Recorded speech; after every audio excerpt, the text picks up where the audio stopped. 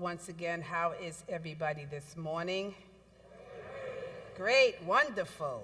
Alive, alert, awake, enthusiastic about life? Yes, I'm alive, alert, awake, enthusiastic about life. You know, sometimes that's an old standard unity affirmation. I'm alive, alert, awake, and enthusiastic about life. And, you know, the film was used to say that, but I know sometimes it may be a bit challenging to say, I'm alive, alert, awake, and enthusiastic about life, right? Especially during these times, because it seems as if every day there is something new, right? Something new to focus on. Every day there's a new twist in an already twisted experience and expression, right? A new twist in a twisted plot. Every day there's some new challenge that is before us, some new stressor that we face. And life in itself can be stressful enough. And what I've come to understand, I was looking up, I wanted to just do a little research on stress, because what I realized, what I was experiencing is that I'm just stressed out, you know? That, because I've been to the doctor, I've had everything you could find. They have looked at everything from my head to my toe. Everything is good. Got a little asthma, something going on or whatever, but which is induced by what? Stress. But basically everything is good. All my vitals are strong. And so what the doctor was letting me know is that you can experience fatigue, and it has nothing to do with the physical expression of your body. But we know that this, as a true student, we know that it has everything to do with what? Our inner approach, our inner perspective on life. And so I know that I'm a sensitive being. And so this is my wake-up call for me to learn how to handle the stresses of life a little bit better, the stresses of ministry a little bit better. So that when all of you come up to me and one person says, I think you should do A, B, C, and I go, oh, okay, we're trying to do that. And somebody else says, no, it should be D, E, and F. And I go, oh, okay, it should be D, B, and F. And then this group wants that. Oh, okay, we try to do that. And then after a while, it's like, wait, ho. It can't be everything to everybody. You know, and what I've recognized as I've been looking at how, remember, I've shared a lot about this Holy Land Living Waters trip that I took, and how I noticed how I was wondering how peace was ever going to manifest when these groups of people can't even talk to one another. That they can't see the other as the sacred being, that they only see the other as what? The other. And not a part of themselves, not a part of this great big thing that we call the collective humanity, of which we are all a part. And so, you know, it's how do we handle differences? How do we handle, you know, slights? We think, well, this person didn't give me what I needed in this particular way, or whatever, or I'm interpreting this as a slight or put down or whatever. We have to learn to move beyond all of that and to begin to function on a different level, to handle these stresses of life. Now, some people handle their stress in very healthy ways. You know, they do yoga and meditation. They come to a unity function. They go out in nature. Spend time with friends and family, or those who can affirm you and lift you up. All those things are great ways to be able to bring a sense of balance and wholeness and connectedness to your life. But then there are many others who perhaps don't handle the stresses of life in the most productive way. Maybe we self-medicate. Instead of meditate, we medicate. Right? Because thinking maybe that will do it. Numbing the pain, that's what we do, right? Or sometimes we think, well, maybe I'm hungry. So I never used to be an emotional eater, until, when I realize at 3 o'clock in the morning I'm running downstairs to get me a chocolate cookie or whatever, that something is amiss, right? That I'm using the food to somehow bring me this sense of peace that I'm seeking, or to alleviate something in my being. Or maybe some of us might be, excessive shoppers. We like to look, maybe if I look good, if I change my exterior, let me go out here and buy this and buy that or whatever. So we overshop, overeat, over whatever it is. And so we have to look at what are the healthy stressors, because we all want to feel a sense of fulfillment. Everybody wants to feel connected. Everybody wants to feel a sense of being at one with oneself, at one, being fulfilled, right? Everybody has that desire to have this connection to life and feeling good about our connections. We want to be well. We want it to be well. Remember the old hymn, "It is well with my soul"? We want it to be well with our soul. Now, your soul, spiritually, metaphysically, is your consciousness. But we want it to be well with my soul. We want what Jesus calls the living waters. Living waters.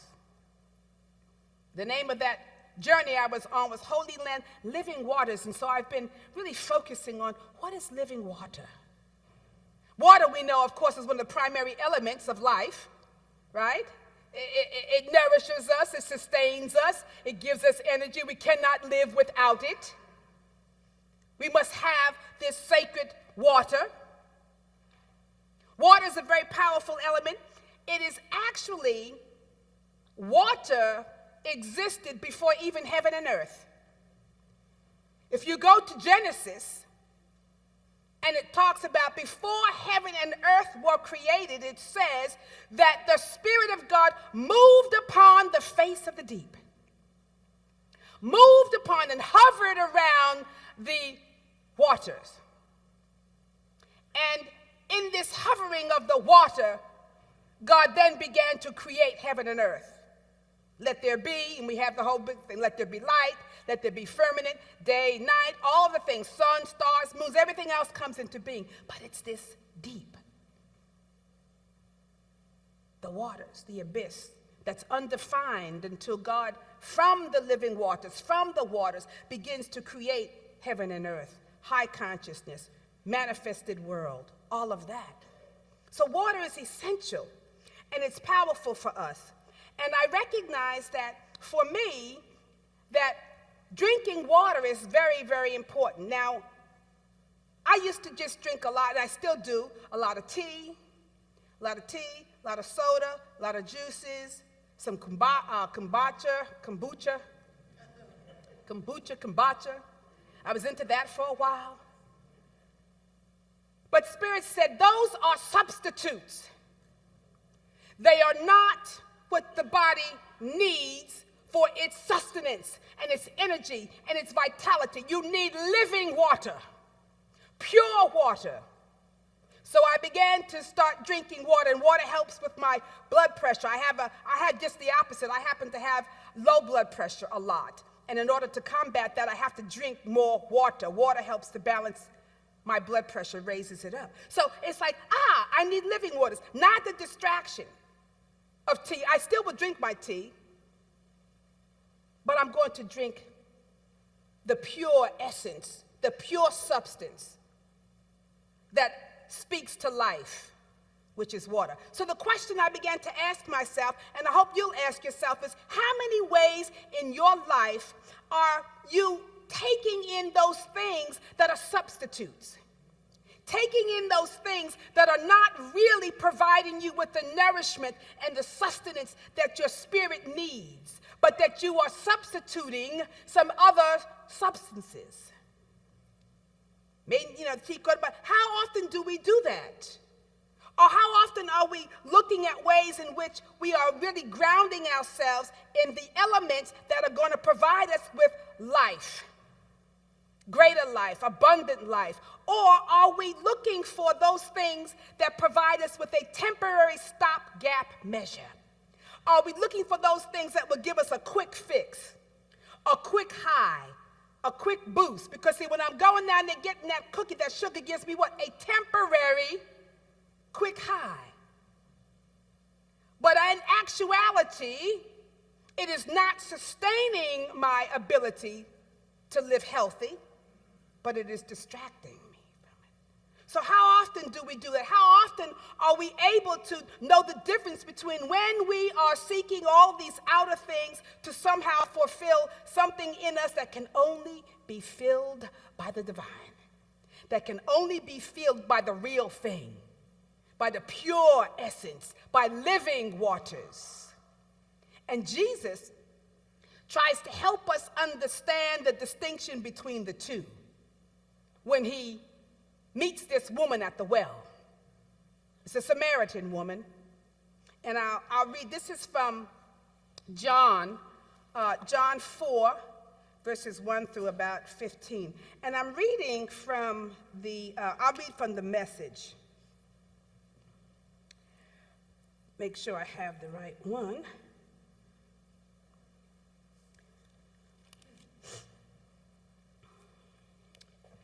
Okay.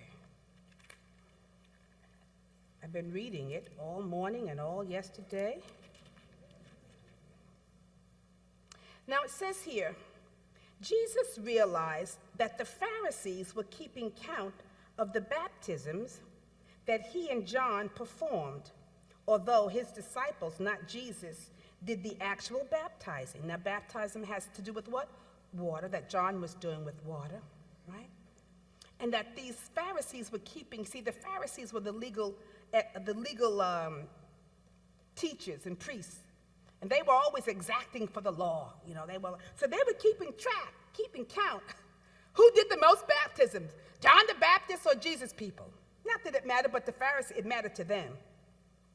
And they had posted the score that Jesus was ahead. All right, come on, Jesus. And it says, turning him and John into rivals in the eyes of the people. See, won't people do that? Won't they try to pit one person against the other? Oh, you're not like this. They do it like this. Or Reverend Sylvia, you should do it like that because they do it like this, and they got lots of people. You do it like that, pitting people together, right? So it says, so as a result of that, Jesus left the Judean countryside and went back to Galilee. To get there, he had to pass through Samaria. He came into Sychar, a Samaritan village that bordered on the field Jacob had given to his son Joseph. And Jacob's well was still there. Jesus was worn out by the trip, and he sat down at the well, and it was noon. A woman, a Samaritan, came to draw water.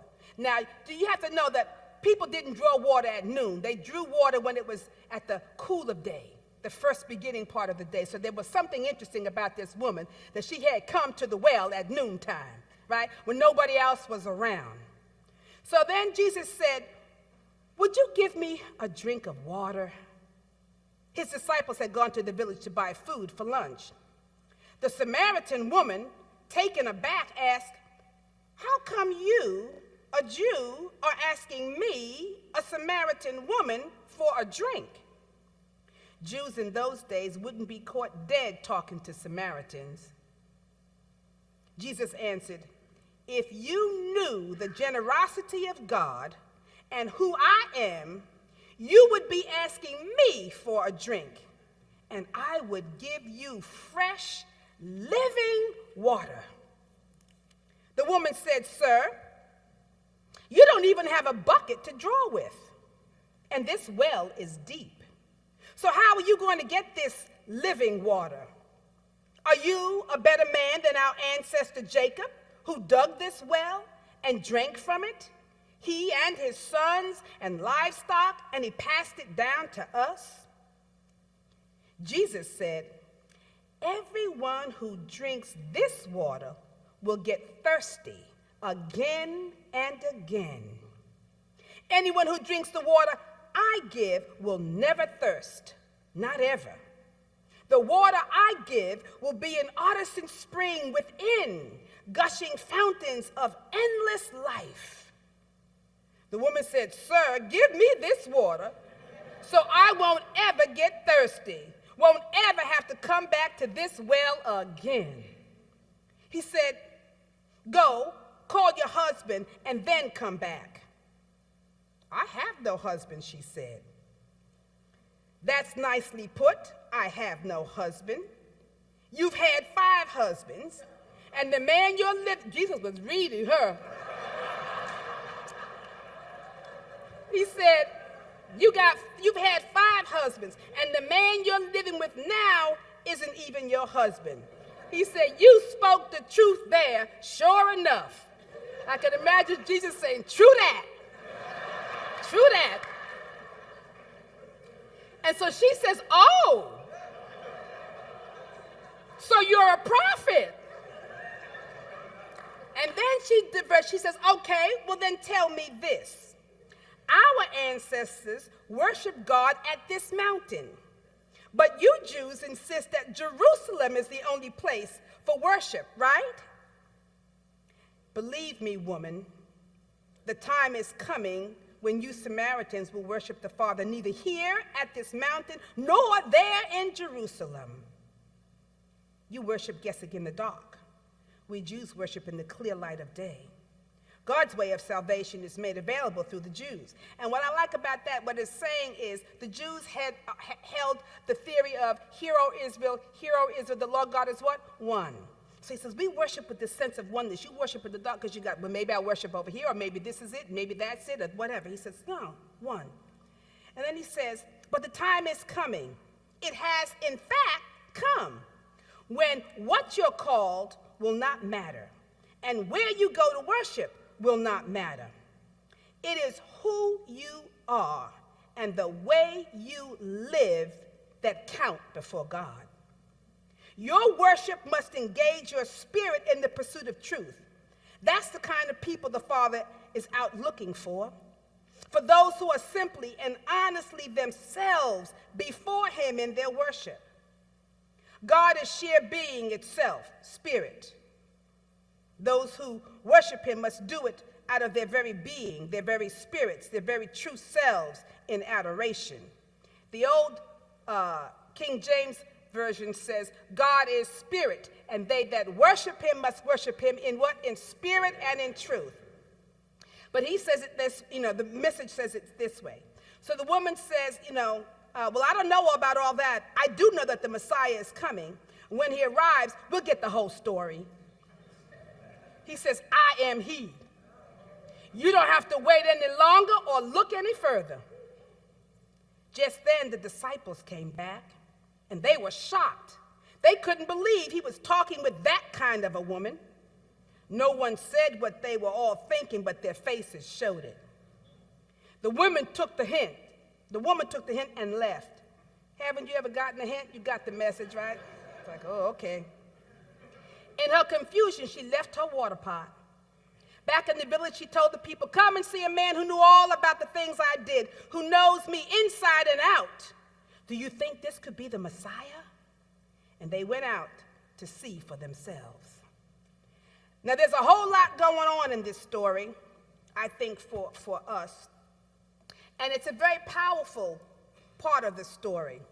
So we have what it tells me in the very beginning when Jesus goes to the woman and he asks her for a drink, and she's like, well, why are you asking? Who, you asking me?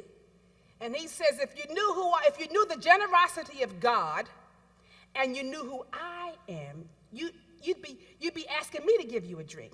So what that tells me about this living water, first of all, it comes from the generosity of God. That there's an abundance to this living water. There's a fullness to this living water.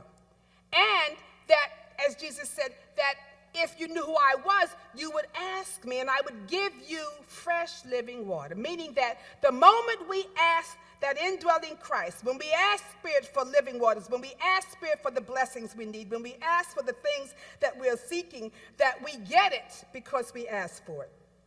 And we get this overflowing living water, this water that brings health and wholeness to our being. And so what we say is that, what is this living water? One, we know that it's generous. It's from the generosity of God. It's abundant. It has something to do with the overflowingness of life, and that we can ask for it. And if we ask for it, we shall receive it. So then it moves on. So the woman says, well, okay, give me this water. She says, well, okay, well, how can I get this water? And how you going to get it? You don't have a bucket or anything. You know, you can't, how can you dip down and get the water? And he says, oh, the water I'm talking about ain't this literal water. I'm not talking about, you know, the teas and the soda and the juice and the kombucha. I'm talking about living pure water. And he says, when you drink of this water, you will never thirst again. But if you drink from the water of the well, you will thirst again and again and again. Meaning that sometimes when we are not in tune with our spiritual priorities, when we're seeking after the distractions, the imitations, the substitutes, right, to fill this gap, we're going to be hungry again and thirsty again. We're not going to be satisfied. The only thing that satisfies the soul and the spirit is the presence and power of God. It is the essence of spirit that brings satisfaction, not the substitute, not these short-term fixes that we know. And so what we have to recognize is that Spirit offers us endless life. Spirit offers us sustaining energy. Spirit offers us that deep sense of fulfillment. There's nothing that is going to fulfill you other than the Spirit of God. You can go here, there, low here. Maybe this will do it. A new house, a new car, a new mate, a new friends, new something, new church, whatever. It's not going to satisfy this inward, because this is an inward journey. It's an inward experiences. So the question is, what kind of connections are you making with spirit? Are you connected to the indwelling spirit within you? Is spirit your go-to source? Do you go directly to spirit, or do you go, let me try this person first, let me try this thing first, let me try this first before, oh, nothing else is working, well, I guess I'll go to God, right? And we do that. So what's the connection that we're making here? It's very important for us to understand that there's a depth that we must make. We must move from the outer, from the material, into the divine. Now, when she says, I want this water, this living water, he already said, if you knew who I was, I'd give it to you. But he didn't give it to her right away. He told her to do what? He said, well, go and get your husband and come on back first. Okay. Then she said, well, I don't have no husband. You know, he said, that's right, you don't have no husband. In fact, you've had what? You've had 5 husbands. So let me give you a metaphysical understanding of the number 5. 5 represents your physical senses. It's spiritually, metaphysically speaking, right? And so what he's saying is that she had 5 husbands, right? Meaning she is wedded to the material sense world. She's wedded to getting her information and her spiritual fortitude from the senses. Because the 5 senses, sight, hearing, taste, touch, sound, smell, all of that, right? And so for the most part, that's how we used to get our information. That's your scientific approach. But spirituality is beyond that. And so when we start looking for the fulfillment through the 5 senses, through this material realm, through the sense world, we get off track. He said, I'm giving you something. You got to go beyond that. There's something beyond the 5 senses. Some people call it the 6th sense. I won't call it, but it's your divine nature. It's your intuition. It's when you get the download from spirit directly. Your intuitive self, your spiritual knowing. But she's trying to get this through this senses. And so we do that as well. And he's saying that's not going to work, right? So she recognizes, okay, I've got 5 husbands. And he's saying, go beyond that. You have to go beyond the 5 senses to really understand what is taking place. And so then the woman says, okay, but before I go to get my little husband, she says, well, okay, since you're a prophet, since you have read me now, you must be some kind of a prophet. Then she diverts and she says, well, tell me this then. You Jews say we're supposed to worship at Jerusalem. We worship here at this mountain. And the mountain that she's talking about is called Gerizim.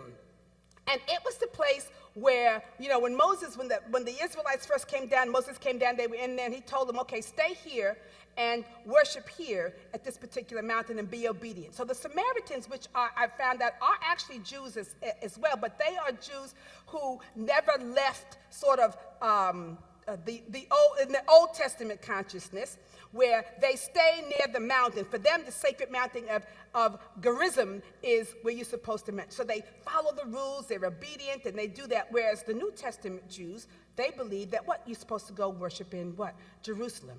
Now, Gerizim means rough, rocky, but it also means that part of our consciousness that's very obedient to trying to bring forth good. They were trying to bring forth the good, but we needed to also expand our consciousness. They kind of stuck in the Old Testament sense of good, whereas Jerusalem is you have peace, dwell in the city of peace. So anyway, there's that conflict that they have, right? So she wants to see if she can catch this prophet who's supposed to know everything. Well, where are we supposed to be worshiping? We worship here because that's where Moses told us to stay and worship. And you say we're supposed to go in here, which is right. And then Jesus is so quick, he says, look, I'm going to tell you, the time is coming where it does not matter. Doesn't matter what you're called. You could be called a Jew, you could be called a Christian, you could be called black, you could be called white, you could be called gay, you could be called straight, you could be called a Buddhist, you could be called what? He said, don't matter. It does not, the time is coming where it doesn't matter what you are called or where you worship. You know, so we're fighting over here, worshiping over here. Even when I was in the Holy Land, the rabbi was saying, even within the Hasidic Jews, there's a conflict because some of them think that they should rebuild the temple right there on the site. And then the others think, no, it's metaphorical. We should rebuild this temple in consciousness. So they're fighting even amongst themselves as to whether to build a temple or not build a temple. We will always look for something to separate us and to fight about, right? So he's saying the time is coming when it doesn't matter what you call yourself, where you worship, what you look like. He said, then the time is now. See, that's what we're seeing now. The time is now. Because this is not about an outer experience. It is all about what? An inner experience. The time is coming and is now when we each must have an inner revelation, an inner experience, an inner knowing about the presence and power of God. Whatever name you call, it does not matter. It doesn't change the presence and power of God at all. But yet, man is still fighting over these outer things. That's a distraction. That's just a trick to take you from your true purpose, your true journey, which is inward. He says, so it's not going to matter. He says, because God is spirit, and they that worship him must worship in spirit and in truth. Meaning, all right, and then I love the way the Message says it. You need to bring your whole spirit. It's about, I love it when it says here, the time has come, in fact, is when what you're called will not matter, and where you go to worship will not matter. He says, it's who you are and the way you live that counts before God. Who you are and the way you live. Who are you? Are you a spiritual being? You know, who are you and the way you live? How are you living? It's character and consciousness.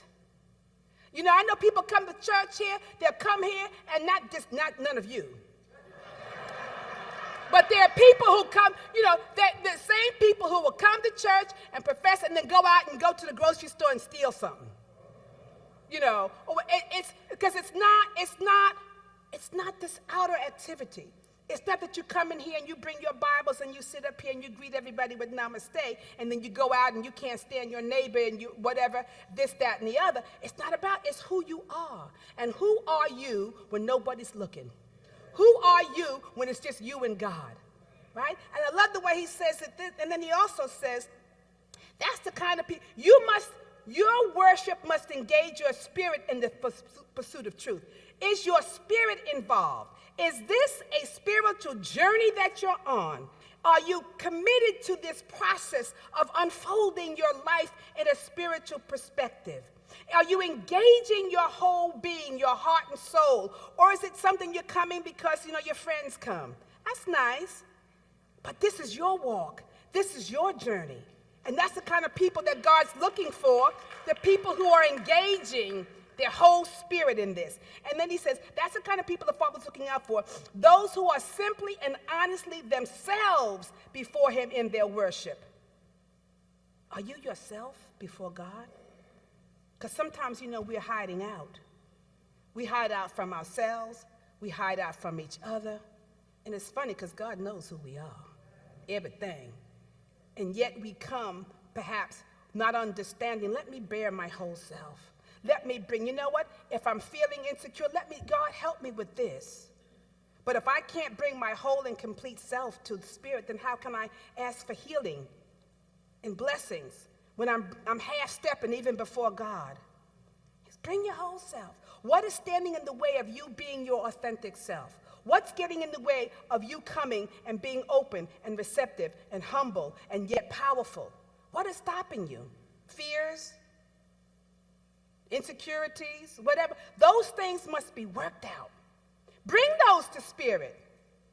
Bring those to Spirit, because it says you must engage your whole God is Spirit, and they that worship him must do so in spirit and in truth. You've got to bring the truth to bear. That means T with a little t and T with a big T. Bring your little t, especially your little truth. Practice inner integrity. Bring your little truth, your places where you're weak, your places where you're wounded, your places where you're not functioning well. Bring all of that. And then let the big T work it out. Let the big truth then heal that, so that you coming as a vessel that's ready to be filled with Spirit. It's not about asking God for things all the time. It's about making sure that this worship, this experience, this divine connection, that you are connected on a deeper level to the truth that's going to set you free, to speak the truth. So, she says, I don't know about all that, but how can I bring my whole and complete self? That's what I want to be about. I want to bring my whole and complete self. This is my journey. This is an inside job. The peace that I'm seeking, am I peaceful inside? Forget whether somebody else is displaying peace out here. Are you peaceful? Are you loving? Are you forgiving? Are you kind? Are you able to then put on this whole essence of who you truly are in God, speaking the truth? See, living waters is about pouring life into your life. Living waters is about pouring the truth into your being. When someone says you got to pour, like that, when they have a young child and they say, we're pouring into this child, right? Are you pouring into your being? Are you pouring living waters? Are you pouring the truth? Maybe you come up with the sense that you're feeling less than, then you need to pour living waters into yourself. Speak life to your life. Pour life into your life. Speak the truth into your life. And notice when you're not. Notice when there's other chatter. We all do it. I have my own thing that I have to work through. Like I said, I need to be stronger so that when you all come and you bring me stuff, some of it I can handle it, and some of it I can pour my own living waters into my being and know the truth for myself, and then come from that pure place and share truth with you. So what are you pouring? How are you pouring life into your life? What's the language you're speaking? What's the truth you're standing on? Are you pouring into your own soul? Are you coming to God with this pure essence of living water, the truth that's going to set you free? That's our task, because we are truly here to be this wonderful vessel through which the divine is working and moving, and water is healing and cleansing and life-giving and life-affirming. So when you notice that you're not worshiping in that way, when you're not coming from that highest perspective, then start speaking life. Be honest and truthful with where you are, and then take that small t and move it into the living truth that will set you free. Speak that truth to yourself. You are magnificent. You are wondrously made. You are the divine in expression, in manifestation. So when I'm sitting there and I have myself and I say, oh my God, I'm this, that, and the other, I got to stop speaking limitation into my life. I must start speaking truth over my life.